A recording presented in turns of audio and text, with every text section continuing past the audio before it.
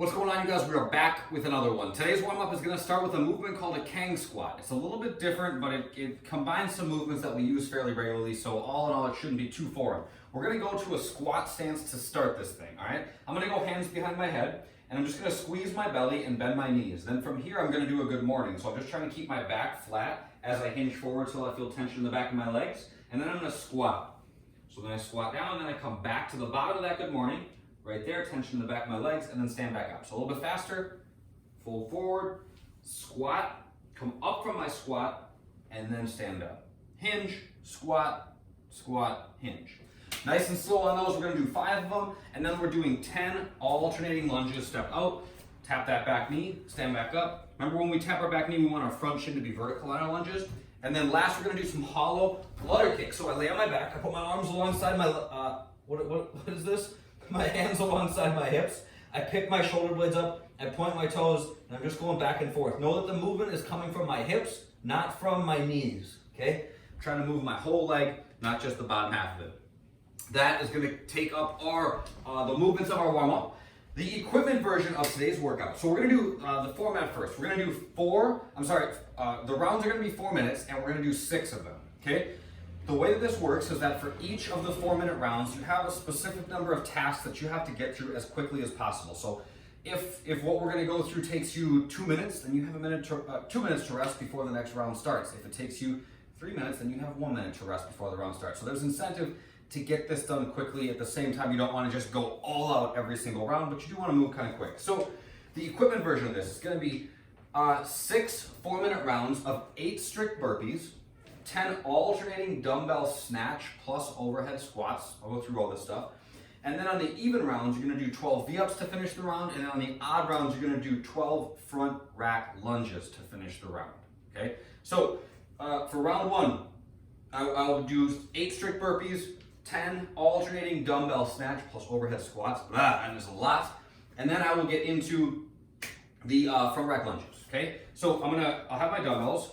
I'm going to start with strict burpees first. I'm going to jump my way back to a plank, and then the only difference between a strict burpee and a traditional burpee is just that the push-up is an actual push-up as opposed to just kind of going to the ground. So with the traditional burpee, I just kind of get down to the ground as quickly as I can, and then with the strict burpee, I'm going to jump to a plank, and I'm going to make myself slow down a little bit and do a perfect push-up. So I jump to a plank, I'm in my plank, push-up, and then I jump my feet back, jump and clap overhead. So the only difference is really the push-up. If you guys are still working on your push-up, it's all good. You can do them from your knees, but do work on that strict strength as you go. It's going to slow you down a little bit, so maybe a little bit more challenging physically, but won't challenge won't make you breathe quite as heavy because you're not moving quite as fast. So just kind of keep that in mind as you're working. Second up, we're going to do a dumbbell snatch plus an overhead squat. We're going to go alternate back and forth between reps. So first things first, for scaling this thing, if a single dumbbell overhead squat, which is super freaking challenging, if that's too much for you and it feels like you're getting into a bad position, just do a front squat instead. You're getting 99% of the benefit without putting yourself into a goofy position. So a front squat would work just as well. So I'm gonna snatch this thing to overhead. So my shoulders are back, my belly's tight, I'm gonna bend my knees, reach down to pick it up, then I'm gonna snatch. So one motion, I bring the dumbbell up to overhead, then I squeeze my belly again, squat, stand, switch sides. Snatch, overhead squat. So again, front squat works just fine. If the overhead is too much, keep your belly tight on those squats, okay? Especially because we got weight on only one side of us. It's in kind of a weird position. Really, really, really make sure you're paying attention to tension as you work. Front rack lunges, dumbbells in the front rack. Ooh, these things are beastly. Step out, stand back up, switch sides. Step out, stand back up, switch sides. And then, last but not least, we're gonna do V-ups. So I thought it was. I was hoping it wasn't. V-ups, arms up overhead, knees locked, feet together, toes point. Come on all the way up, touch your feet, and then back down. Bam. Easy enough. The bodyweight version, strict burpees, jumping lunges, V-ups, and sit-ups, okay? Jumping lunges, same mechanics as a regular lunge, but just a little bit more quick on the transition. So I plant my back knee just gently, jump and switch. Jump and switch, nice and easy. Sit-ups, yep, just straight up standard sit-ups. I want to make sure I had this right. So bring your arms forward, sit all the way up. We know them, we love them. You guys have maybe done sit-ups before. And then the mobility today. We're going to do down dog and pigeon stretch. So down dog, a good stretch for the back of your legs.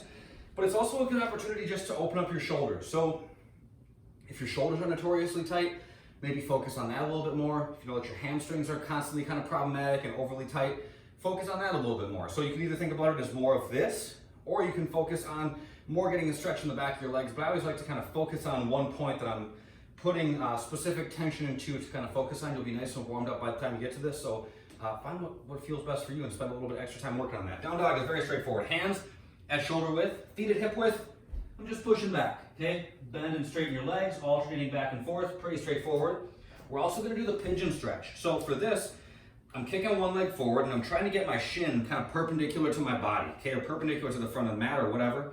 So I'm trying to get some tension into my hip by rotating. That's what we're going for. I'll start with my hands alongside my hips until I find some tension. There it is. Probably should do this more often. And then I fold forward or whatever. Just make sure that you get some tension in your hip, kind of working on that rotational position in the hip as you work. Should be no pain in the knee. If you guys deal with pain there, this works on rotating the hip in the same way. Just takes a little bit of pressure off, so that might feel a little bit better. That's that as far as movements go. So that's that. That's it for today, you guys. Have a good workout. If you have questions on format, some of these things get a little goofy. If you have questions on movements, if you ever need help with anything, hit me up. Feel free to shoot me an email, Peter at Twin Town Fitness. I'm always happy to help. That's it for this one. I'll see you guys next time. Later.